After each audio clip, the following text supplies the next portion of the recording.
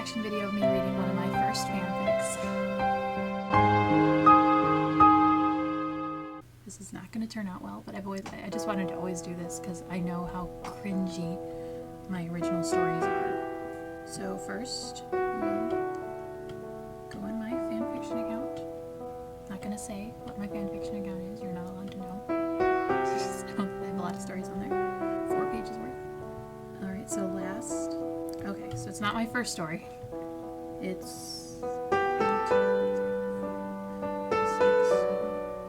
It's my 8th story. Well, it's my first chapter story, so that's a big deal. Published January 11th, 2009. So... 10 years ago? Almost 11 years ago? The title is Heartbreak Hotel. It is a Nancy Drew fic. Well, it's a Nancy Drew and Hardy Boys fic. Published January 11th, 2009, I already said that. Updated February 5th, 2009. Wow, I finished it in less than a month. How nice was life when I didn't have any responsibilities? Including school. I would have been out of school at this point. I graduated in 2008. 16 chapters. Don't worry, I'm gonna just skip through. I'll just read the very cringy, super cringy parts. Faves, 56. I got 56 people to favorite this thing. And 29 follows, which means 29 people were eagerly waiting for this thing to update in less than a month. The summary. Nancy Drew and the Hardy Boys go undercover for ATAC to find out why guests at Hotel Forever are getting death threats. Will staying in a honeymoon suite be enough to spark a flame between Frank and Nancy? Oh boy. Oh boy. Oh, it's rated T. Ooh. Here we go. And it got 133 reviews. That's impressive. Good job, 18-year-old me. I wouldn't have been 19 yet. No, I was 18. No, I was 19. No. I was 19, I think. Yeah, I was 19. Because then I would have turned...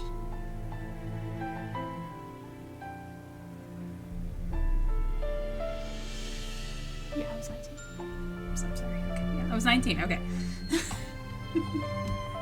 This is going well. Chapter 1. Okay, so these are my... These are my author notes. Hi, and welcome to my first fanfiction story that is like, you know, not a one-shot. LOL. One-shots are like one-chapter stories. So, see, I was right. My first chapter story. The chapters are kind of short, but the story itself is long. Exclamation point. And the whole thing's written in Nancy's POV, in parentheses, point of view. In case someone didn't know that. I rated it T, just in case. I do not own Nancy Drew or the Hardy Boys, only the new characters that show up in my story. Enjoy. OCs. I made OCs in this story. Let's find out who they are. I actually kind of like the beginning. I remember really liking the beginning of the story, despite the fact that, I don't know if you guys know Nancy Drew, but she's canonically, I don't know how to say these words, I only see them written, set up with Ned Nickerson. I don't like Nancy and Ned, at least. I mean, I like them, I appreciate them better now, but back then I didn't care for them because I thought they were boring.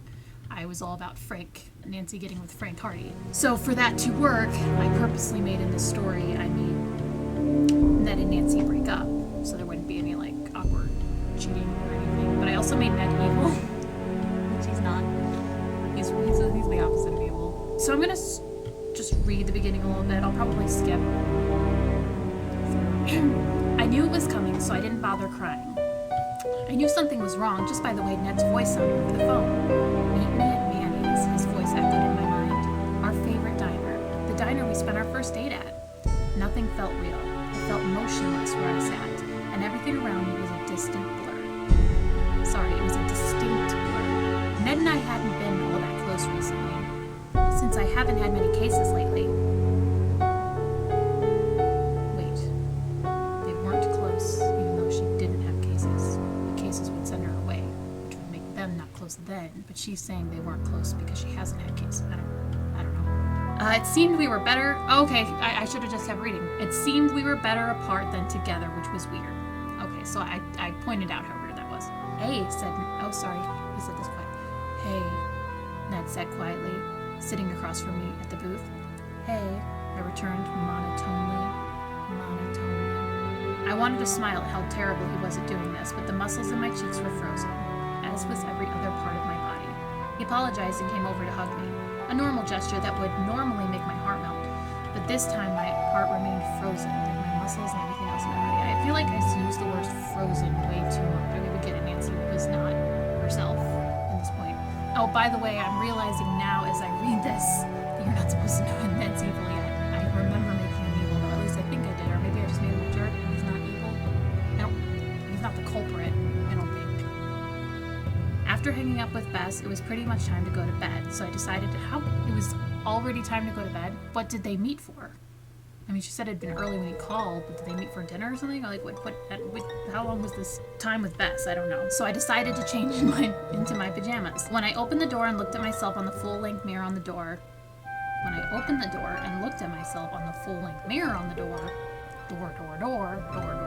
I noticed I was already in my pajamas. It never changed since the phone call, I realized. And for the first time that day, I laughed. I laughed as I shut my closet door. I laughed as I turned off my light. I laughed when I crawled into bed. I laughed myself to sleep, causing all the sadness of the day to wipe away. It felt good. What's the case? I repeated, when I was sure Hannah was out of earshot. The undercover work we're doing, well, a blush crept up on Frank's neck, then to his cheeks. Joe rolled his eyes. We both need girlfriends. Fake girlfriends, Frank blurted. Our case packet said something about several couples getting death threats the day they check into this hotel. You need a fake girlfriend for that, I questioned. The hotel is couples only, Frank explained. The hotel is couples only. Even the staff has to be a couple. It's weird. Okay, Frank gets it. It's weird. I already got Bess on board with me, Joe continued, but since George is visiting her grandparents or whatever, Bess suggested Frank take you. You sure Ned will be okay with it? Frank wondered, shuffling his feet. I twitched at his name. It'll be fine. End of chapter 1. There he is, in front of the ice cream parlor, kissing my enemy Deirdre. I could feel the color fade from my face, and I thought I was going to be sick, especially when Ned's eyes opened,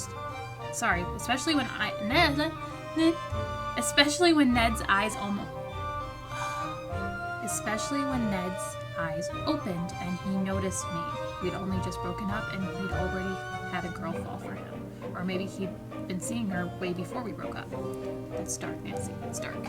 Okay, into chapter 2, there wasn't anything interesting there. I want to get to this hotel. I feel like that's when the really weird stuff's gonna happen. I'm really excited for the Hotel Forever. I was trying to look through the story to get to the hotel part, and then the sun came in, but then I saw this part, and I wanted to read this part. Right when Joe left to get his brother, my cell phone rang. And it's 2009. What do you think this is? When you look me in the eyes and tell me that you love me. What are you saying? I questioned. Nancy. He paused, and for a brief moment I thought the call had been lost. Nancy, I still love you. End of chapter 3. Wow, a lot of breakup. Yelling. I don't care. I really don't care. I want to get to the hotel. I feel like that's when it starts getting really silly. Right now it's not actually feeling that cringy. It's not bad, you know. At the end of chapter 4, she puts, the answer was obvious then. I still love Ned. Okay. This is clearly not what let's get to the hotel, la la la. We made it to Hotel Forever. In parentheses, yes, that's its name. We're here to check in, Frank said when we got to the desk. Name, the clerk asked, obviously bored. Dixon, Joe answered. Which, fun fact, Franklin Dixon is the name of the author of the Hardcore books. Which are, Frank began, both conjoined rooms as requested. We said, yes, sir. No period. I forgot a period after yes, sir. That kind of makes me... It makes me pick hair off my lip. No, it makes me twitch. I could hear Beth scream from her room, and after Frank opened our hotel room door, I knew why. For as Frank opened the door wide enough to get into, there on the wall in front of us, written in dripping red writing, was "Welcome to Honeymoon Hell." The threats people have been getting have only been in regular rooms, not honeymoon suites, which this is. I didn't say anything, so we continued. ATEC had us be newlyweds and set us up in honeymoon suites so we could avoid the threats. Aha, to keep us focused on the case rather than get scared. Actually, it doesn't really make sense. You'd think they would put them in rooms that were getting. This is kind of silly, but okay, it doesn't matter anyway because now people in the honeymoon suites are being threatened too, unless they already know who they are, which that's quite impressive because they just got there. Fine, we're married, whatever. Best like waving her hands. All I know is ATAC was wrong, unless you don't call that a threat. She pointed at the wall again, more shakily. No, Frank admitted that's definitely a threat, which either means that I'm getting ahead of myself here. Which either means the culprit is expanding his threats, or he knows who we are and that we're coming. Joe finished. Frank shut his drawer and handed me a burnt piece of notebook paper. This time it wasn't written in text, but in newspaper clippings. Don't be surprised if your wedding announcement shows up in the obituaries. Ooh. Still not really scary. Hello? Nancy, Ned said defiantly. I'm coming to see you. Bum, bum. Super Ned. I'm on chapter 11, and we haven't even met anybody else that could be a suspect. Like, right now we have to assume that Edward is the suspect. It's Edward or Ned. I'm skipping. I really should be explaining the story, but it's really stupid. They had an argument after Ned was on the phone. They had an argument in front of everyone at breakfast, and basically Edward, the clerk, he didn't buy it. He didn't believe that they were a couple, and to prove it, Nancy had to kiss Frank, and I'm just gonna skip because it's a really awkward kiss. And that's all that happened in chapter 12. It was pretty boring. The kiss happened. We were 2 chapters away from the end, and we've only met Edward.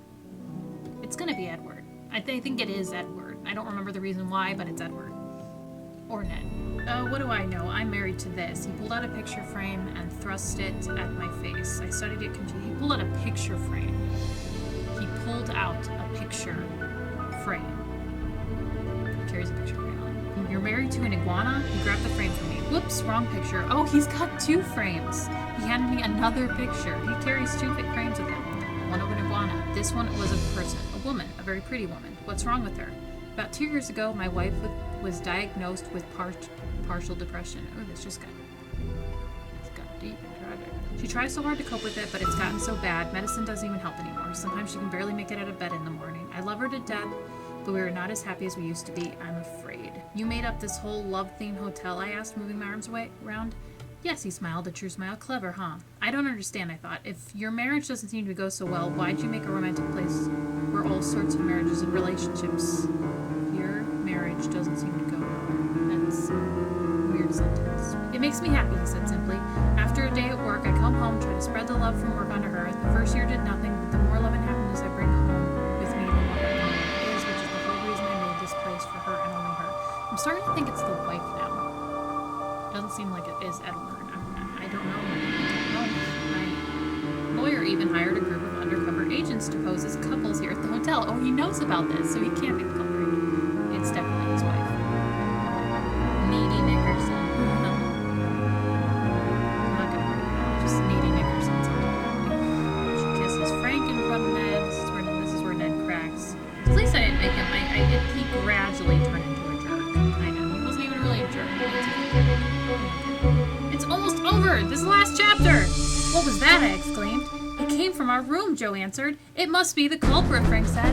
This is getting exciting because I already know who it is. Hey, you! Frank pushed the door all the way open and caught a glimpse of the person in a full black outfit, spray painting till death do us part on the wall above the bed.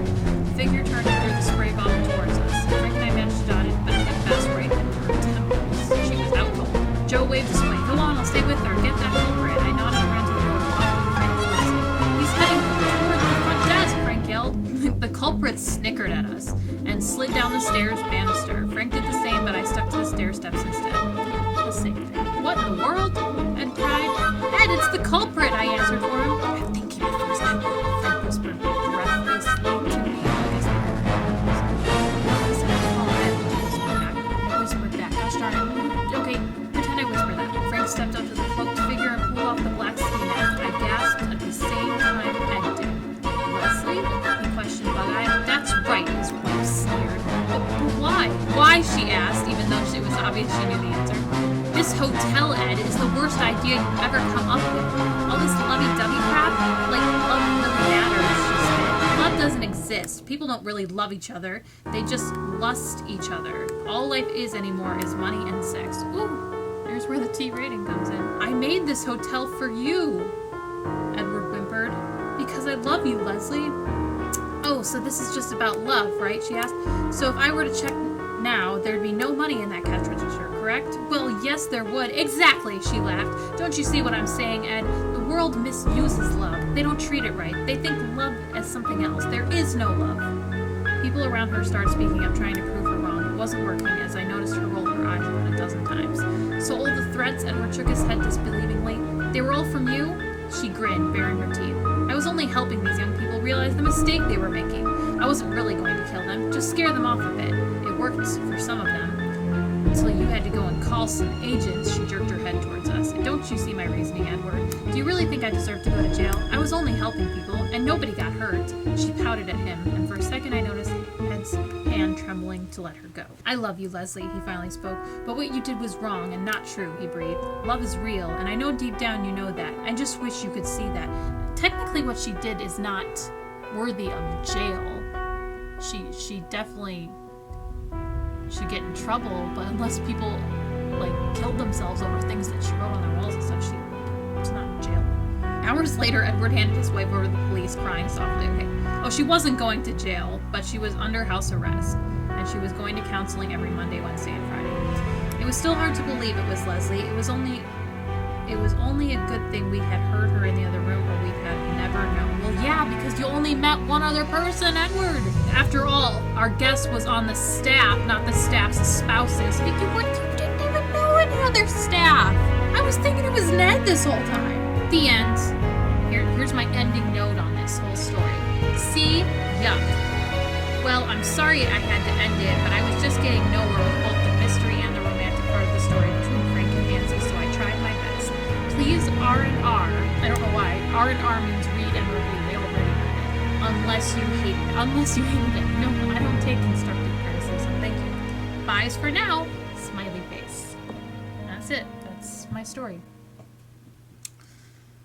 Hope you guys liked it.